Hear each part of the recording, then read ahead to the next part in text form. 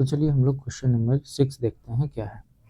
Question number 6 आप पहले देख लीजिए। क्वेश्चन नंबर 6 यहाँ पे कह रहा है कि एंगल ए और एंगल बी एक्यूट एंगल है सच दैट कॉस ए बराबर कॉस बी है।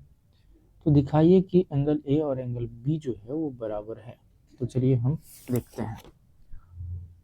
ये 90 डिग्री है तो ये एक्यूट होगा और ये भी एक्यूट होगा। कितना होगा ये तो नहीं पता, लेकिन कह रहा है कि हमें बराबर कीजिए और बराबर होगा तो 45 भी होनी चाहिए।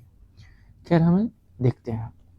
हमें कह रहा है कि कॉस ए जो है वो इक्वल है कॉस बी के। तो कॉस ए यानी कि इस एंगल की बात कर रहा है तो ये जो होगा वो बी होगा और ये पी होगा और एच तो ये फिक्स ही है कि ये एच ही होगा।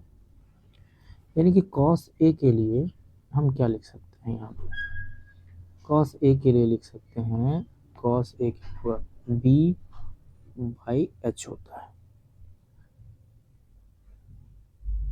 और यहाँ भी होता है बी बाई एच, यानी कि कॉस थीटा जो बी बाई एच होता है बी बाई एच होता है। बट यहाँ एंगल का ध्यान रखना है आपको।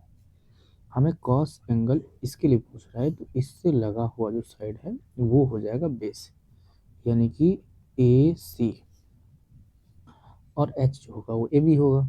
बट्टे में ए बी आपको डालना है, ठीक है, इसका ध्यान रखना है।